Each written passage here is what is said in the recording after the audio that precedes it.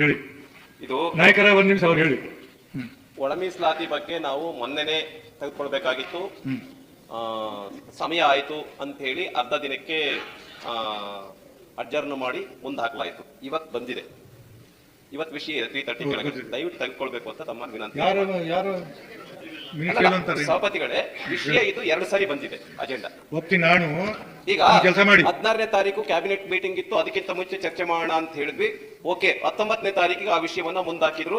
ಇವತ್ತು ಕೂಡ ಮಂತ್ರಿಗಳಿಲ್ಲ ಅಂತ ಹೇಳಿದ್ರೆ ನಾವು ರಾಜ್ಯದ ಜನತೆಗೆ ಏನು ಉತ್ತರ ಕೊಡಬೇಕು? ನಾಳೆ ಕೊಡ್ತೀನಿ. ನಾಳೆಗೆ ಖಂಡಿತ. ಸಭಾಪತಿಗಳೇ, 19ನೇ ತಾರೀಕು ಕ್ಯಾಬಿನೆಟ್ ಮೀಟಿಂಗ್ ನಲ್ಲಿ ನಿರ್ಣಯ ಮಾಡ್ತಾರೆ.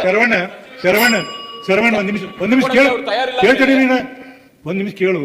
ಇನ್ನೊಬ್ರು ಮಾತಾಡುವಾಗ ಕೆತೆ ಬೀಜ ಮಾಡಬೇಡ. ಕುತ್ಕೋ. ಇನ್ನೊಬ್ರು ಮಾತಾಡೋ ಗೊತ್ತಾಗಿದ್ರೆ ಸ್ವಲ್ಪ ಇಷ್ಟರ ಕಲಿಬೇಕು. 2ನೇ ಟರ್ಮ್ ಇನ್ನೊಬ್ರು ಅಲ್ಲಿ ಅವ್ರು ಆಮೇಲೆ ಹೇಳು. ನಾ ಹೇಳ್ತೀನಿ, ಕೇಳಿ. ಇನ್ಮೇಲೆ ನಿಂಗೆ ಭಾಳ ಸರಿ ಅಂತ ಹೇಳ್ತೀನಿ. ನೋಡು ಮಧ್ಯೆ ಬಾಯ್ ಹಾಕ್ಬೇಡ. ಕೇಳು, ಕೊಡ್ತೀನಿ. ಇಲ್ಲಾಂದ್ರೆ ಬೇರೆ ಹೇಳ್ಬೇಕಾಗತ್ತೆ. ಅದಕ್ಕೆ ಮೊನ್ನೆ ಸಭಾಪತಿಗಳಲ್ಲೇ 19ನೇ ತಾರೀಕು ಕ್ಯಾಬಿನೆಟ್ ಮೀಟಿಂಗ್. ನಾಳೆಗೆ ಒಂದ್ ನಿಮಿಷ. ನಾಳೆಗೆ ಎಷ್ಟೊತ್ತಿದ್ರು ಉತ್ತರವನ್ನ ಯಾವ್ದಾರ ನನಗೆ ಗೊತ್ತಿಲ್ಲ, ಯಾವ ಸಚಿವರು ಸಭಾಕ್ಕೆ ಉತ್ತರ ಕೊಡ್ತಾರೆ. ನಾಳೆ ಕ್ಯಾಬಿನೆಟ್ ಇದೆ, ಕ್ಯಾಬಿನೆಟ್ ಮೀಟಿಂಗ್ ವಿಷಯ ಇದೆ ಇದು. ನಾ ಹೇಳ್ತೀನಿ, ನಾಳೆಗೆ ನನಗೆ ಅವ್ರ ಪ್ರಶ್ನೆ ಇದಕ್ಕೆ ಉತ್ತರವನ್ನು ಕೊಡುವಂತ ವ್ಯವಸ್ಥೆಯನ್ನು ಮಾಡ್ಬೇಕು. ಇಷ್ಟ ನೀವೇನ್ ಮಾಡ್ತೀವಿ, ಕ್ಯಾಬಿನೆಟ್ ಮಾಡಿ ಏನಾದ್ರು ಮಾಡಿ ಗೊತ್ತಿಲ್ಲ, ಉತ್ತರವನ್ನು ಕೊಡ್ಬೇಕು. ಅಲ್ಲ, ಚರ್ಚೆ ಆಗೇ ಇಲ್ಲ ವಿಷಯ ಸಭಾಪತಿಗಳೇ. ಸರಿ, ನಾಳೆಗೆ ತಗೊಳ್ತೀನಿ ಹೇಳಿ. ನಾನು ಎಷ್ಟು ಗಂಟೆ ತಗೊಳ್ತೀನಿ ಸಭಾಪತಿಗಳು? ನೋಡೋಣ. ನಾನು ಸಾಯಂಕಾಲ ಕ್ಯಾಬಿನೆಟ್ ಮೀಟಿಂಗ್ ಇದೆ, ಬೆಳಿಗ್ಗೆ ಪ್ರಶ್ನೋತ್ತರ ಇದೆ. ನಾಡ್ದು ತಗೊಳ್ಳಿ. ನಾಳೆ ಕ್ಯಾಬಿನೆಟ್ ಮೀಟಿಂಗ್ ಒಳಗಡೆ ವಿಷಯ ಬರಬೇಕಿದ್ದು. ಒಂದು ನಿಮಿಷ. ಕ್ಯಾಬಿನೆಟ್ ಮೀಟಿಂಗ್ ನಿಮ್ ಕಡೆ ಐತೆ ಅಜೆಂಡಾ? ಅಲ್ಲ, ಕ್ಯಾಬಿನೆಟ್ ಮೀಟಿಂಗ್ ನಲ್ಲಿ ನಾಳೆಗೆ ಒಂದ್ ನಿಮಿಷ ಕೇಳಿ. ನಾಳೆ ಕ್ಯಾಬಿನೆಟ್ ಕೇಳ್ತಾರೆ. ಕ್ಯಾಬಿನೆಟ್ ಅಲ್ಲಿ ಸರ್ಕಾರ ಇವರೇ ಶರಣ್ ಪ್ರಕಾಶ್, ಯಾರು ಮಿನಿಸ್ಟರ್? ಶರಣ್ ಪ್ರಕಾಶ್. ನಾಳೆ ಅದು ಇದ್ರ ಸಲುವಾಗಿ ನಾಳೆ ಇದೆ. ನಾಳೆ ಕ್ಯಾಬಿನೆಟ್ ಮೀಟಿಂಗ್ ಸಂಜೆ ಇದೆ, ಸದನ ಬೆಳಗ್ಗೆ ಇರ್ತದೆ.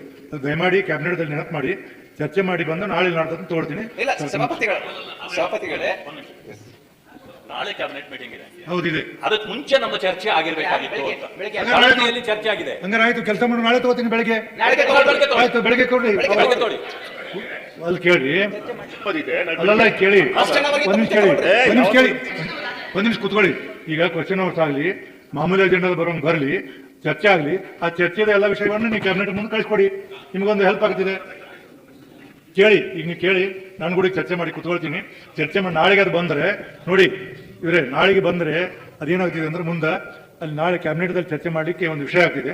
ಅದಕ್ಕೆ ನಾಳೆಗೆ ಮಾತಾಡ್ತೀನಿ. ನಾನು ನೀವು ಮಾತಾಡಿ, ನಾನು ಮಾತಾಡ್ತೀನಿ. ಶರಣ್ ಪ್ರಕಾಶ್ ನಿಮ್ ತೀರ್ಮಾನಕ್ಕೆ ನಾವು ಬದ್ಧರಾಗಿದ್ದೀವಿ. ಒಂದೇ ತಮ್ಮಲ್ಲಿ ಒಂದು ವಿನಂತಿ ಇದೆ. ಇವತ್ತು ನೀವು ಅಜೆಂಡಾದಲ್ಲಿ ಹೇಗೆ ವಿಷಯ ತೆಗೆದುಕೊಂಡು ಬಂದಿದ್ದೀರಿ, ಆ ತರ ಒಳ ಮೀಸಲಾತಿ ವಿಷಯ ತೆಗೆದುಕೊಂಡು ಬರ್ರಿ, ನಾವು ಓಕೆ ಮಾಡ್ತೀವಿ. ಇಲ್ಲ ಅಂತ ಹೇಳಿದ್ರೆ ಸಭಾಪತಿಗಳೇ, ಈ ನಮಗೆ 3ನೇ ಬಾರಿಯ ಅನುಭವ ಮುಂದೆ ಹೋಗ್ತಾನೆ ಇದೆ. 3ನೇ ಬಾರಿ ಅನುಭವ ಇದೆ ಸೆಷನ್ ನಲ್ಲಿ. ಹಾಗಾಗಿ ಕ್ವಶನ್ ಅವರ್ ಮುಗಿದ ತಕ್ಷಣ ಇದು ತೆಗೆದುಕೊಳ್ಳಿ. 0 ಅವರ್ ಮುಗಿದ ಈಗಾಗಲೇ ನೀವು ಹೇಳಿದ್ರಿ, ನಾನು ಮಾತಾಡ್ತೀನಿ, ನೀವು ಮಾತಾಡ್ಬಿಟ್ಟು ನೋಡೋಣ. ಇಲ್ಲ ರವಿಕುಮಾರ್, ನಾನು ಯಾವಾಗ ತಗೋಬೇಕು ಏನು ತಗೋ ನನಗೆ ಗೊತ್ತೈತಿ. ಹೇಳ್ತಿಲ್ಲ ಹೇಳಿ. ಆಯ್ತಾಯ್ತು, ನಾನು ನೋಡ್ತೀನಿ.